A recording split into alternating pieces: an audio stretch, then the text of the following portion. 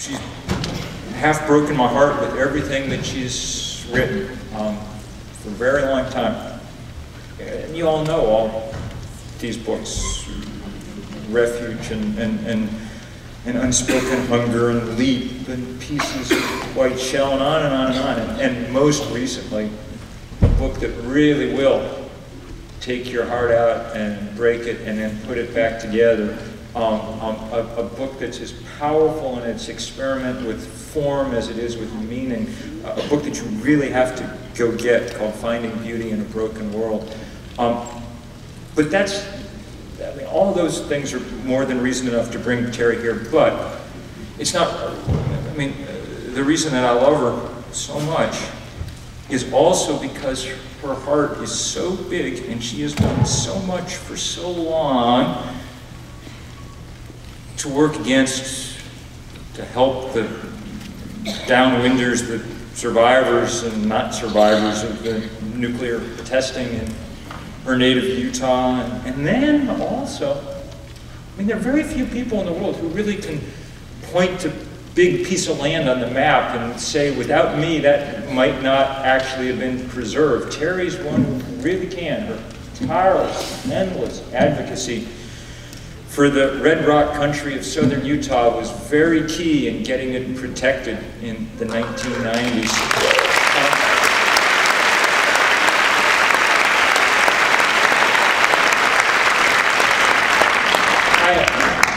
I hesitated to ask Terry and Brooke to come out because I knew that they would. I knew there wasn't be the slightest hesitation that they would buy an airplane ticket and jump on an airplane and be here. But I'm glad I asked them because there's really very few people in the world who mean much more to me. So, Terry, Tempest Williams.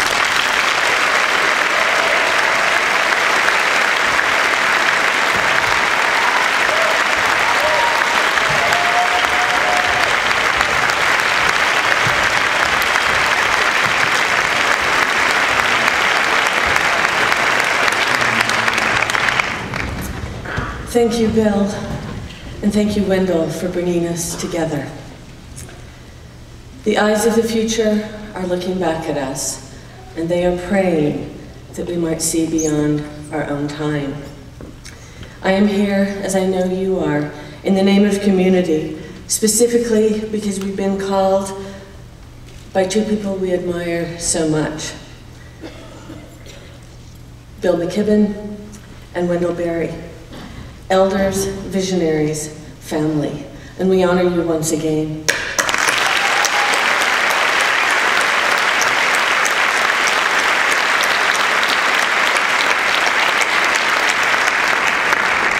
Thank you for saying enough. To be civilly disobedient is an honorable American tradition, whereby our government and corporate interests so often don't seem to understand what that means or to respond to the people's cry, enough. What I can tell you tonight is that Brooke and I have been living in Wyoming for the past 4 years. Wyoming is an open wound. I've lived in the American West my whole life, and I had no idea what was really happening. If Wyoming was a nation, it would be the third largest coal-producing nation. Last year, with a group of students from the University of Wyoming, they were poets, essayists, fiction writers. They were not political science majors. They were not environmentalists. They were writers. We created a project called Weather Reports. We identified 9 communities that were being impacted by the oil and gas industry, by coal bed methane, and by the coal companies. And what we did was create just an open space where people could come and tell stories. We thought this would last from 7 till maybe 8:30. These gatherings, these weather reports, people stayed until well after midnight. In Pinedale, Wyoming, we heard that 90 wells, water wells, were contaminated with benzene. We went out onto the patch and we saw what can only be described, the amounts of roads and oil and gas wells sprouting like Eiffel Towers lit 24 hours a day. It looked like an exposed nervous system. And what I can tell you is the pronghorn antelope are no longer running, but they're sitting, despondent. We were there when the ozone alert. It was the first time at the base of the Wind River Mountains no one could breathe the air safely. We went to Rawlins, Wyoming, and there I heard the warden of the prison say to his fellow members in the community, "We as a people will be defined by what we choose to sacrifice, and right now we are sacrificing the land and each other." In Campbell County, home of Peabody Coal and many other open pit coal mines, I heard a cadre of nurses stand up in front of their community and say, "What are we going to do? We cannot fly in enough chemotherapy to service all those people who are sick with cancer. Health of the planet, enough." 2 weeks ago, Brooke and I were on the Hopi Mesas. We sat with one of the elders, Vernon Masiefsa, and a young Hopi, Darren Melvin. And what we heard was their story of creating the Black Mesa Trust and how, with Hopi and Navajos, they shut down Peabody Coal. The Hopi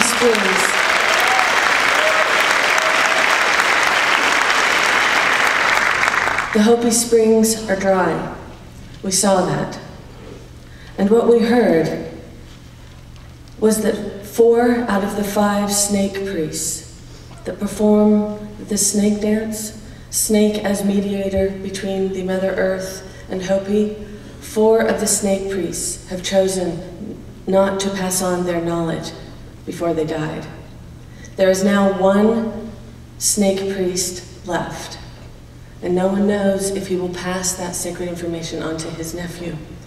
What Vernon said is, what we know at Hopi is that sometimes in order to preserve something, you have to end it. And then that next morning at dawn, we witnessed Crow Mother standing in the plaza at Hoitvia with her offering, a basket of bean sprouts grown in the kiva, and we witnessed her keening at dawn, keening this low guttural cry for all the sorrows of the world. And we watched her quietly move through the village, asking for vows to help her. Direct action. Disobedience, to be civil, has to be open and nonviolent. Disobedience, to be civil, implies discipline, thought, care, attention. Disobedience that is wholly civil should never provoke retaliation, but love. So speaks Gandhi. Henry David Thoreau understood this when he chose to spend a night in jail for refusing to pay his taxes because of his opposition to the Mexican-Indian War. Quote, "Cast your whole vote, not a strip of paper merely, but your whole influence," he wrote in his essay, Civil Disobedience. And Martin Luther King Jr. understood this when he chose to spend time in the Birmingham jail and wrote, quote, "For years now, I've heard the word wait. It rings in the air of every Negro with piercing familiarity. This wait has almost always meant never. We must come to see that justice too long delayed is justice denied." And in my own city of Salt Lake, a University of Utah student, Tim DeChristopher, chose not to wait.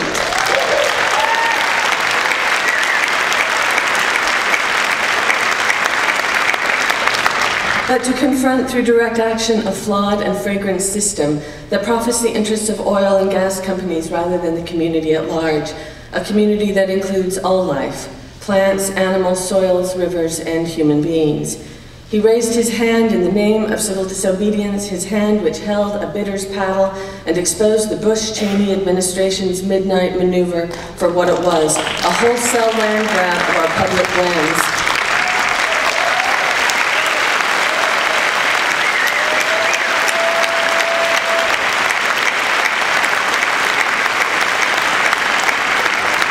He said our future is imperiled, and he responded, direct action. We have a history of bravery in this nation, and we must call it forward now. Our future is guaranteed only by the degree of our personal involvement and our commitment to an inclusive justice. To engage in responsive citizenship, we must become citizens who respond passionately. This is how we can make a difference. Secretary of Interior Salazar reversed the decision and freed over 100,000 acres that were slated for oil and gas exploitation outside of Arches and Canyonlands National Parks.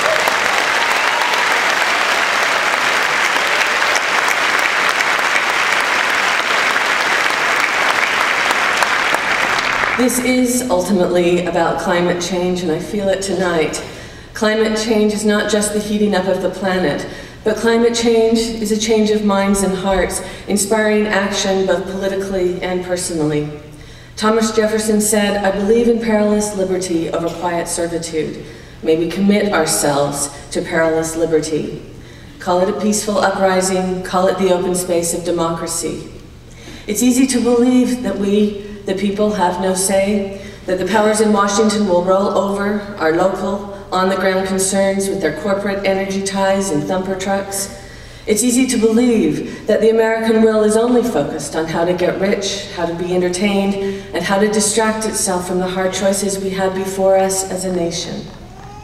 I refuse to believe this. The only space I see truly capable of being closed is not the land or our civil liberties, but our own hearts. The human heart is the first home of democracy. It is where we embrace our questions. Can we be equitable? Can we be generous? Can we listen with our whole beings, not just our minds, and offer our attention rather than our opinions? And do we have enough resolve in our hearts to act courageously, relentlessly, without giving up, ever, trusting our fellow citizens to join us in our determined pursuit of a living democracy? The heart is the house of empathy, whose door opens when we receive the pain of others.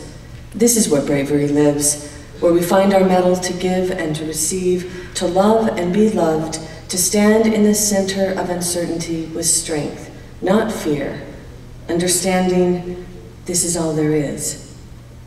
The heart is the path to wisdom because it dares to be vulnerable in the presence of power. Our power lies in our love of our homelands. It is time to ask, when will our national culture of self-interest stop cutting the bonds of community to shore up individual gain and instead begin to nourish communal life through acts of giving, not taking? It is time to acknowledge the violence rendered to our souls each time a mountaintop is removed to expose a coal vein in Appalachia, or when a wetland is drained, dredged, and filled for a strip mall. And the time has come to demand an end to the wholesale dismissal of the sacredness of life in all its variety and forms, as we witness the repeated breaking of laws, the relaxing of laws in the sole name of growth and greed. A wild salmon is not the same as a salmon raised in a hatchery, and a prairie dog colony is not a shooting gallery for rifle recreationists, but a culture that has evolved with the prairie since the Pleistocene. At what point do we finally lay our bodies down to say this blatant disregard for biology and wild lives is no longer acceptable?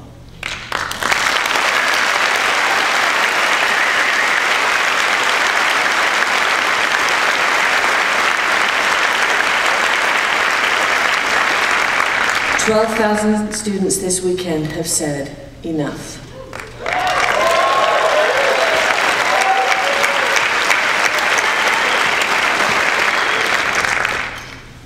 We have made the mistake of confusing democracy with capitalism, and have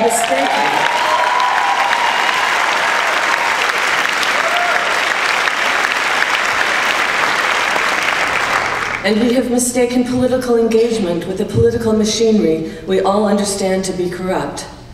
It is time to resist the simplistic utilitarian view that what is good for business is good for humanity.